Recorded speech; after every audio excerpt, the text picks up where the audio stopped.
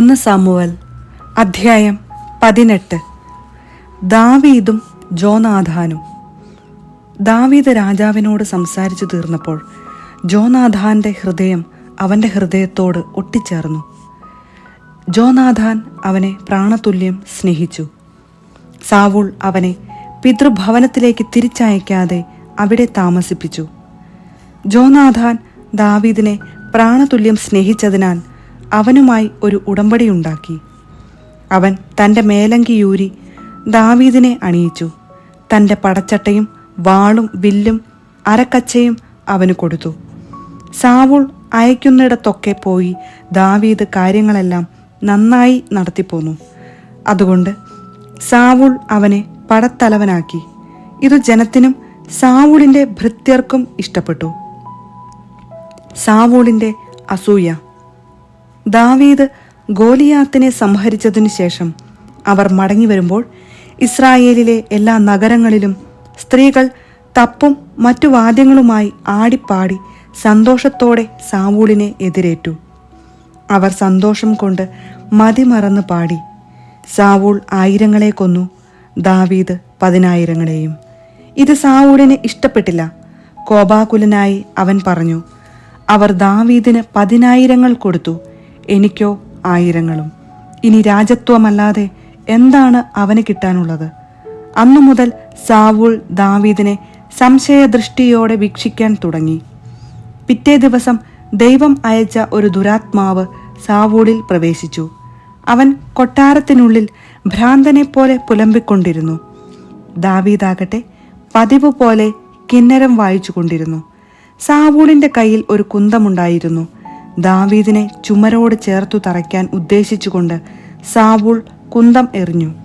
ദാവീദ് 2 പ്രാവശ്യം ഒഴിഞ്ഞു മാറി. കർത്താവ് തന്നെ വിട്ട് ദാവീദിനോട് കൂടെയാണെന്നറിഞ്ഞപ്പോൾ അവൻ ദാവീദിനെ ഭയപ്പെട്ടു. സാവൂൾ അവനെ തൻ്റെ അടുക്കൽ നിന്ന് അകറ്റി ഒരു സഹസ്രാധിപനാക്കി. അവൻ അവരെ നയിച്ചു. കർത്താവ് കൂടെയുണ്ടായിരുന്നതിനാൽ എല്ലാ ഉദ്യമങ്ങളിലും ദാവീദ് വിജയം വരിച്ചു. ദാവീദിന്റെ വിജയം കണ്ട് സാവൂൾ കൂടുതൽ ഭയപ്പെട്ടു. എന്നാൽ ഇസ്രായേലിലും യൂദായിലുമുള്ളവർ ദാവീദിനെ സ്നേഹിച്ചു. അവൻ അവരുടെ സമർത്ഥനായ നേതാവായിരുന്നു. സാവൂൾ ദാവീദിനോട് പറഞ്ഞു, ഇതാ എൻ്റെ മൂത്ത മകൾ മേരബ്, അവളെ നിനക്ക് ഞാൻ ഭാര്യയായി നൽകാം. ധീരോചിതമായി നീ എനിക്കു വേണ്ടി കർത്താവിൻ്റെ യുദ്ധം നടത്തിയാൽ മതി. തൻ്റെ കൈയല്ല, ഫിലിസ്ത്യരുടെ കൈ അവൻ്റെ മേൽ പതിക്കട്ടെ എന്ന് അവൻ വിചാരിച്ചു. ദാവീദ് സാവൂളിനോട് ചോദിച്ചു, രാജാവിൻ്റെ ജാമാതാവാകാൻ ഞാൻ ആരാണ്? ഇസ്രായേലിൽ എൻ്റെ പിതൃഭവനത്തിനും ഉറ്റവർക്കും എന്ത് സ്ഥാനമാണുള്ളത്? എന്നാൽ മേരബിനെ ദാവീദിനു ഭാര്യയായി കൊടുക്കേണ്ട സമയമായപ്പോൾ സാവൂൾ അവളെ മെഹോലാത്യനായ അദ്രിയേലിന് നൽകുകയാണ് ചെയ്തത്. സാവൂളിൻ്റെ മകൾ മിഖാൽ ദാവീദിനെ സ്നേഹിച്ചു. സാവൂൾ അതറിഞ്ഞു. അവന് അതിഷ്ടമായി. അവൾ അവനൊരു കെണിയായി തീരുന്നതിനും ഫിലിസ്ത്യർ അവനെതിരെ തിരിയുന്നതിനും വേണ്ടി അവളെ ഞാൻ അവന് നൽകും എന്ന് രാജാവ് വിചാരിച്ചു. അതിനാൽ സാവൂൾ ദാവീദിനോട് 2 പ്രാവശ്യം പറഞ്ഞു, നീ എൻ്റെ ജാമാതാവാകണം. സാവൂൾ ഭൃത്യന്മാരോട് കൽപ്പിച്ചു, നിങ്ങൾ രഹസ്യമായി ദാവീദിനോട് ഇങ്ങനെ പറയണം, ഇതാ രാജാവ് നിന്നിൽ സംപ്രീതനായിരിക്കുന്നു. അവൻ്റെ ഭൃത്യന്മാരെല്ലാവരും നിന്നെ സ്നേഹിക്കുന്നു. ആകയാൽ നീ രാജാവിൻ്റെ മരുമകനായി തീരണം. സാവൂളിൻ്റെ ഭൃത്യന്മാർ അത് ദാവീദിന്റെ ചെവിയിൽ മന്ത്രിച്ചു. അവൻ ചോദിച്ചു, ദരിദ്രനും അപ്രശസ്തനുമായ ഞാൻ രാജാവിൻ്റെ മരുമകനാവുക എന്നത് അത്ര നിസ്സാരമാണെന്ന് നിങ്ങൾ കരുതുന്നുവോ? ഭൃത്യന്മാർ ദാവീദ് പറഞ്ഞ വിവരം അതേപടി സാവൂളിനെ അറിയിച്ചു. സാവൂൾ കൽപ്പിച്ചു, നിങ്ങൾ ദാവീദിനോട് ഇപ്രകാരം പറയണം, തൻ്റെ ശത്രുക്കളോടുള്ള പ്രതികാരമായി ഫിലിസ്ത്യരുടെ 100 അഗ്രചർമ്മമല്ലാതെ രാജാവ് യാതൊരു വിവാഹ സമ്മാനവും ആഗ്രഹിക്കുന്നില്ല. അങ്ങനെ ദാവീദിനെ ഫിലിസ്ത്യരുടെ കൈകളിൽ അകപ്പെടുത്താമെന്ന് സാവൂൾ വിചാരിച്ചു. ഭൃത്യന്മാർ ദാവീദിനെ ഇത് അറിയിച്ചപ്പോൾ രാജാവിൻ്റെ മരുമകനാകുന്നത് അവനിഷ്ടമായി. നിശ്ചിത സമയത്തിനുള്ളിൽ ദാവീദ് തൻ്റെ പടയാളികളോടൊത്ത് പുറപ്പെട്ടു ചെന്ന് ഫിലിസ്ത്യരിൽ 200 പേരെ കൊന്നു. രാജാവിൻ്റെ മരുമകനാകുന്നതിനു വേണ്ടി അവൻ അവരുടെ അഗ്രചർമ്മം രാജാവിനെ എണ്ണിയേൽപ്പിച്ചു. സാവൂൾ മിഖാലിനെ ദാവീദിന് ഭാര്യയായി കൊടുത്തു. കർത്താവ് ദാവീദിനോട് കൂടെ ആണെന്നും മിഖാൽ അവനെ സ്നേഹിക്കുന്നെന്നും കണ്ടപ്പോൾ സാവൂൾ അവനെ കൂടുതൽ ഭയപ്പെട്ടു. അങ്ങനെ അവൻ ദാവീദിന്റെ നിത്യശത്രുവായി. ഫിലിസ്ത്യ പ്രഭുക്കന്മാർ യുദ്ധത്തിനു വന്നു. അവർ വന്നപ്പോഴൊക്കെ സാവൂളിന്റെ സകല ഭൃത്യന്മാരെയും കാൾ ദാവീദ് വിജയശ്രീലാളിതനായി. തന്മൂലം അവന്റെ നാമം വിശ്രുതമായി തീർന്നു. 1 സാമുവൽ അധ്യായം 19. ദാവീദിനെ വധിക്കാൻ ശ്രമം. ദാവീദിനെ കൊന്നുകളയണമെന്ന് സാവൂൾ ജോനാഥാനോടും ഭൃത്യന്മാരോടും കൽപ്പിച്ചു. എന്നാൽ സാവൂളിന്റെ മകൻ ജോനാഥാൻ ദാവീദിനെ വളരെയധികം സ്നേഹിച്ചിരുന്നു. ജോനാഥാൻ ദാവീദിനോട് പറഞ്ഞു, എൻ്റെ പിതാവ് സാവൂൾ നിന്നെ കൊല്ലാൻ ശ്രമിക്കുകയാണ്. അതിനാൽ നാളെ രാവിലെ നീ എവിടെയെങ്കിലും പോയി കരുതലോടെ ഒളിച്ചിരിക്കുക. നീ ഒളിച്ചിരിക്കുന്ന വയലിൽ വന്ന് എൻ്റെ പിതാവിനോട് നിന്നെപ്പറ്റി ഞാൻ സംസാരിക്കാം. എന്തെങ്കിലും അറിഞ്ഞാൽ നിന്നോട് പറയാം. ജോനാഥാൻ തൻ്റെ പിതാവ് സാവൂളിനോട് ദാവീദിനെപ്പറ്റി നന്നായി സംസാരിച്ചു.